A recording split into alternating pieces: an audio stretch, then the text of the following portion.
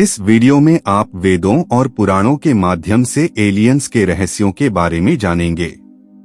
आखिर एलियंस कौन हैं, वे कहाँ रहते हैं और उनका ठिकाना कहाँ है, क्यों एलियंस हमारे सामने नहीं आते। तो आइए जानते हैं एलियंस के इन रहस्यों के बारे में इस पहली कड़ी में। अब तक की वैज्ञानिक खोज में दुनिया की प्राचीनतम पुस्तकें केवल वेदों को ही माना गया है। भारतीय संस्कृति की देन ये वेद लगभग 5000 वर्ष पुराने हैं और इनमें एलियंस का जिक्र लगभग 95% बार किया गया है। वेदों की ऐतिहासिक विशेषता। इस मामले में वेदों की सबसे बड़ी ऐतिहासिक विशेषता यह है कि जब दुनिया की कोई भी पुस्तक लिखी नहीं गई थी, तब उस काल में वेदों की रचना हुई थी। जब बाइबल और कुरान रचे नहीं गए थे, उस काल में वेद रचे गए थे। जब दुनिया के किसी भी धर्म की पुस्तकें रची नहीं गई थीं, उस काल में वेदों की रचना की गई थी। जब विज्ञान के किसी भी संभाग की पुस्तकें रची नहीं गई थीं, तब उस काल में वेद रचे गए थे। वेदों की रचना हुए 5000 वर्ष हो चुके हैं, लेकिन उनमें दी गई जानकारी व ज्ञान करोड़ों अरबों खरबों वर्ष पुराना है। बाइबल की रचना हुए 3500 वर्ष ही हुए हैं। कुरान की रचना हुए 1600 से 1700 वर्ष ही हुए हैं, जबकि इनमें दी गई जानकारी अरबों खरबों वर्ष पुरानी नहीं और न ही समस्त ब्रह्मांडों का ज्ञान ही इनमें है। इनमें तो मात्र उक्तकाल की घटनाओं का ही ब्यौरा है, जिनमें कुछ करके भविष्य की घटनाओं का उल्लेख है।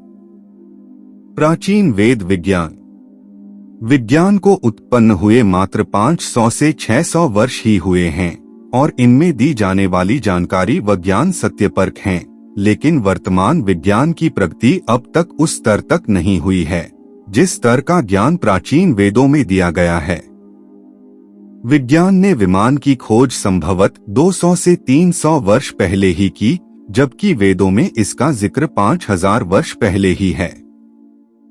बारूद, अग्नि मिसाइल, अणु परमाणु, टेलीविजन, टेलीफोन, मोबाइल, इंटरनेट, कारखाने, इंजीनियरिंग, आर्किटेक्चरिंग, रसायन, जैव विज्ञान आदि निसंदेह ये सब विज्ञान की सैद्धांतिक व व्यावहारिक खोजें हैं, लेकिन वेदों में इनका ज्ञान यंत्र व रसायन पर आधारित न होकर मंत्रतंत्र व रसायन पर आधारित है।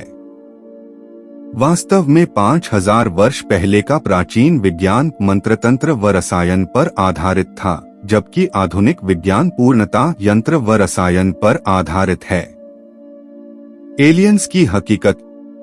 संसार के तथाकथित वैज्ञानिक जहां आज एलियंस के होने का दावा कर रहे हैं, तो उनका यह दावा बिल्कुल भी गलत नहीं है, क्योंकि वेदों व पुराणों में इन एलियंस का जिक्र लगभग 95% बार किया जा चुका है, जैसे ब्रह्मा, विष्णु, महेश, इंद्र और अन्य देवताओं का जिक्र, यानी देव, दानव, यक्ष, किन्नर, गंधर्व, नाग और भी प्रकार के नॉन अर्थली क्रीचर्स।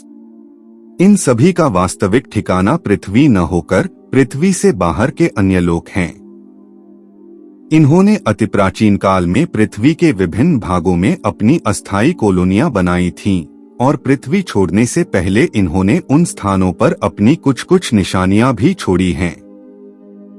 इन लोगों का पृथ्वी पर आना जाना या तो इनके विमानों द्वारा होता था या फिर ये स्वयं प्रकाश की गति से यात्रा करते थे।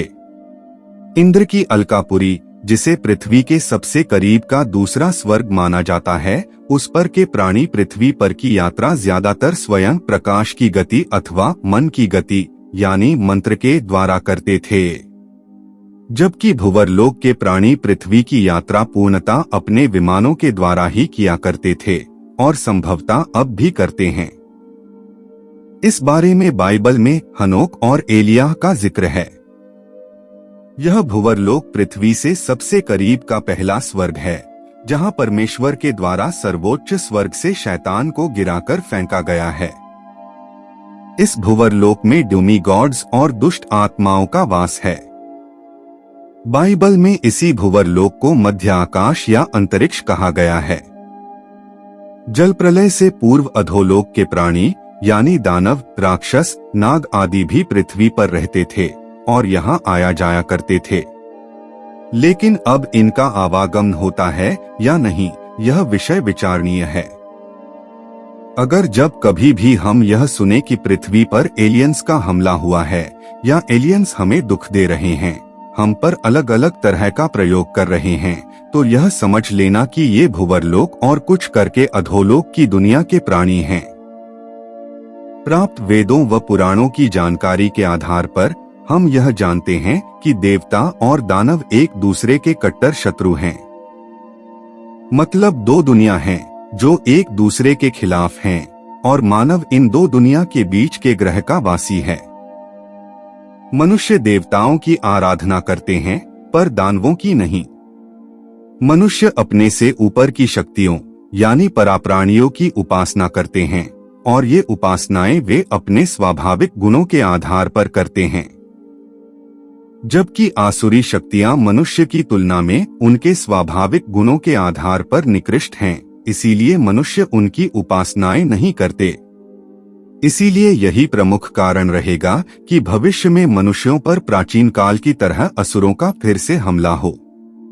ये दुष्ट आत्माएं, असुर, दानव और राक्षसी शक्तियां प्राचीन काल से अब तक मनुष्यों को पृथ्वी की ग्रेविटेशन शक्ति के द्वारा प्रभावित करते रहे हैं, क्योंकि उनका लोक पृथ्वी की ग्रेविटेशन पॉइंट के सेंटर में ऊपर और नीचे है। यानी ग्रेविटेशन सेंटर पॉइंट के ऊपर भूवरलोक है और ग्रेविटेशन सेंटर पॉइंट के नीचे अधोलोक है। मनुष्य जीवन पर इस ग्रेविटेशन फोर्स का ज्वलंत उदाहरण है बलात्कार, चोरी, हिंसा आदि, और आतंकवाद इसका एक बहुत बड़ा उदाहरण है। अतः एलियंस का नाम आते ही आज हमारे जहन में जिस तरह की कल्पना या चित्र सामने आते हैं, एलियंस वास्तव में उनसे भिन्न ठीक वैसे ही हैं, जैसा कि वेदों में जिक्र है। इसलिए अगर वैज्ञानिकों को एलियंस का रहस्य जानना है तो उन्हें सर्वप्रथम हमारे वेदों और पुराणों की पुस्तकों पर अनुसंधान करना होगा और फिर उसके आधार पर अपना व्यवहारिक मिशन तय करना होगा। इस मामले में संभवतः विज्ञान यंत्रों के आधार पर इन दुनिया की खोज न कर पाए, पर इस हेतु विज्ञान को मंत्रों और तंत्रों तथा रसायन विज्ञान पर भी अनुसंधान करना ही होगा, अन्यथा वे कुछ भी न जान पाएंगे।